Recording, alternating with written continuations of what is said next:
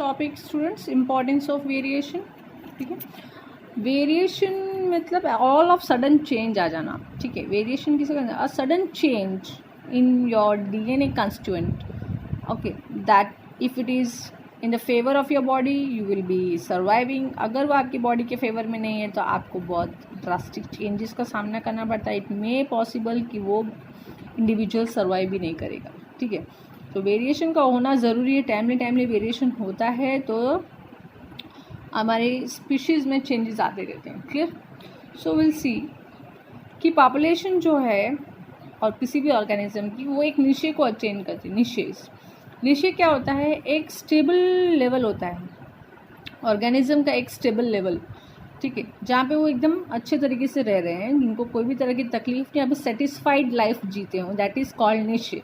ठीक है, इकोसिस्टम में निशेस का होना बहुत ज़रूरी है। निशे नहीं होता है तो कंपटीशन चलता रहता है। स्टेबिलिटी आ जाएगी तो कोई तरह का कंपटीशन नहीं होता है। ठीक है, तो हर ऑर्गेनिज्म समझो अपने हिसाब से अपना निशे लेवल मेंटेन करता है। उनकी ज़रूरत की चीज़ें, रहने का, खाने, यानी food, shelter and what we call food, shelter, जो भी है।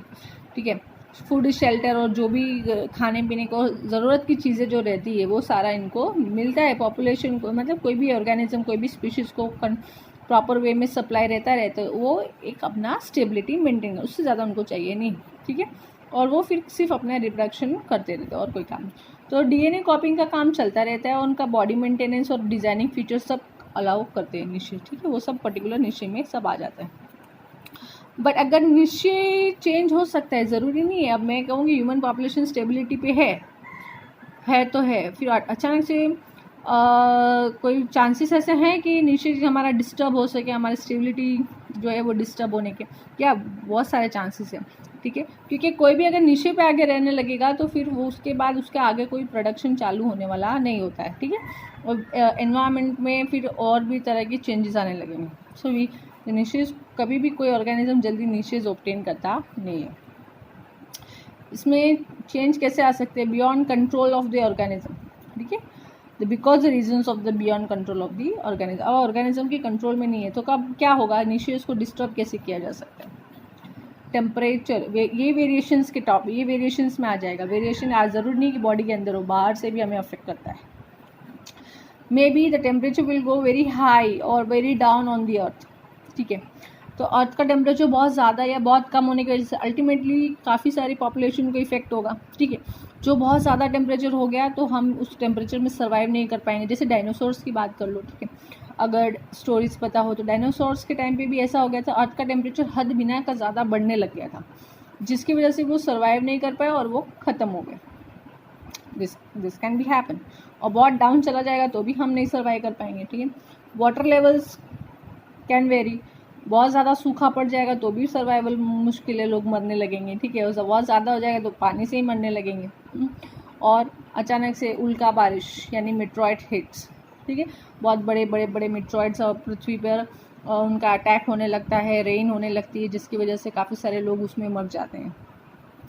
और this all are the certain examples are given of variation कि इस तरह के अगर आप फिजिकल चेंजेस अगर आने लगे एटमॉस्फेयर में, अर्थ के एटमॉस्फेयर में, देन ऑल्सो द पॉपुलेशन में गेट अफेक्टेड, क्योंकि इन सब फैक्टर्स पे हम जीवित हैं।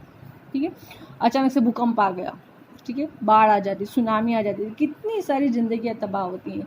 Why the reason of that? Because जो निशी लेवल पे मेंटेन होने लगते हैं तो इसके बाद ओवर पॉपुलेशन के चांसेस ज़्यादा हो जाते हैं, और वो ओवर पॉपुलेशन को कंट्रोल करने के लिए कुदरत कोई ना कोई disaster, that is called natural disaster, वो करती रहती है, जिसकी वजह से ये मेंटेनेंस रहता है। Okay, if a population reproducing was suited to a particular niche and if the niche were drastically altered, the population could be wiped out. ठीक है, अगर एक पॉपुलेशन है उसने रिप्रोड्यूस करके एक निशे मेंटेन कर लिया है, और अब इस निशे को मेंटेन करने के बाद अब क्या होगा कि वो किसी तरीके से उसके अंदर कोई प्रॉब्लम आ गया, अब निशे उसका डिस्टर्ब हो गया है, जैसे कि बाढ़ आ गई हो, काफ़ी पॉपुलेशन उसमें ख़त्म हो गई हो, कुछ ही बचे हैं, और अब वो लोग रिप्रोडक्शन नहीं कर सकते हैं तो वो उसकी पॉपुलेशन धीरे धीरे क्या होगी? ख़त्म हो जाएगी। ठीक है, ऐसा होता है। If some variation was to be present in the few individual of this population, okay, there would be some chances for them to survive. अब क्या होगा कि निश्चय आया, ठीक है, डिस्टर्ब हो गया, पॉपुलेशन के मैक्सिमम लोग खत्म हो गए। ठीक है, मैक्सिमम ख़त्म तो हो गए, बट उसमें से कुछ ऐसे रहे होंगे कि जो इस टेम्परेचर पे सर्वाइव कर गए, ठीक है, जो उनकी बॉडी के अंदर रेजिस्टेंस पावर इतना अच्छा था कि वो लोग सर्वाइव कर गए। तो इनके अंदर एबिलिटी है कि वो प्रोड्यूस करते हैं, ये अपनी स्पीशीज़ को आगे नए वेरिएशन के साथ, यानी अब टेम्परेचर तो वापस सही नहीं होगा, अब इनकी बॉडी वो टेम्परेचर को बेयर कर सकती है, तो अब ये जब रिप्रोड्यूस करके जो नया स्पीशीज़ प्रोड्यूस करेंगे उसके अंदर ये वेरिएशन आपको देखने मिलेगी कि वो ज़्यादा गर्मी में ज़्यादा टेम्परेचर पे रह सकते हैं। Understood? And that is was the law is given by the Darwin, Charles Darwin. Okay, Charles Darwin एक इवोल्यूशनरी साइंटिस्ट था, ठीक है, तो इसने ये दिया था एक term, the survival for the fittest, survival for fittest और फिटेस्ट विल सर्वाइव। उसका कहने का मतलब ये है कि किसी भी तरह की प्रकृति में चेंज आने की वजह से, if there is any change in the natural environment, the one who is fit will survive.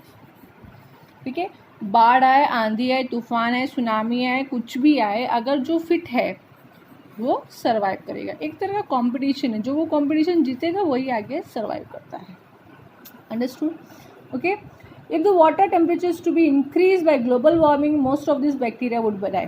और ये सिर्फ हमारे एनिमल्स और प्लांट्स को लगता नहीं है, माइक्रो ऑर्गेनिजम्स को भी लगता है। ठीक है, जो पानी में रहने वाले होंगे, सॉइल में रहने वाले माइक्रो ऑर्गेनिजम्स होते हैं, तो उनको क्या होता है कि एक प्रॉपर टेम्परेचर, एक पीएच पे रहते हैं वो लोग। ठीक है, all of sudden pH temperature बढ़ जाएगा, ठीक है, तो वो उसके अंदर सर्वाइव नहीं कर पाते और वो मरने लगते हैं। हाँ, फिर उसमें से कोई एक स्पीशीज़ हो जो उसको रेजिस्ट करने लगे, उसको बर्दाश्त करने के बाद भी जीवित है, तो उसके बाद उसमें से जो नया स्पीशीज आएगा उसके अंदर आपको उसकी खासियत देखने को मिलेगी, तो उसे कहते हैं रेजिस्ट, वेरिएंट्स रेजिस्टेंस। ठीक है, but the few variant resistance to heat would survive and grow further. ठीक है, and the variance is useful for the survival of the species over time. तो वेरिएशन ज़रूरी है, कभी कभी इस वेरिएशन की वजह से स्पीशीज सर्वाइव कर जाती है। ठीक है, most of the time survive करती है, कभी कभी ये हार्मफुल हो जाती है। I think the importance of variation is clear to you. It is a kind of genetics. Okay, genetics है ये हमारे लिए, हमारी बॉडी के अंदर हमारे जीन लेवल पे काम करता है। I think this is clear to you all. If you have any doubt in the first 2-3 topics, you can ask me if you are not clear anything with it. Okay, now the next topic will be starting with the modes of reproduction by single organism. अभी आपको एक चीज़ बता देती हूँ कि reproduction होता है, ठीक है, दो तरीके से होता है, सेक्सुअल रिप्रोडक्शन होता है और एसेक्सुअल रिप्रोडक्शन होता है। ठीक, सेक्सुअल रिप्रोडक्शन में 2 बॉडी रिक्वायर्ड होती है, एसेक्सुअल रिप्रोडक्शन में सिर्फ एक ही बॉडी चाहिए होती है, एक ही में से 2 ऑर्गेनिज्म बनते हैं। एसेक्सुअल रिप्रोडक्शन में चांसेस ये होते हैं कि जब एक ही ऑर्गेनिज्म की वजह से 2 ऑर्गेनिज्म बनते हो तो वो दोनों एग्जैक्टली कॉपी होगी आपके पेरेंट डीएनए की, parent. Okay, that what we are going to study in the next topic. Okay, I think we'll be meeting in the next. Okay.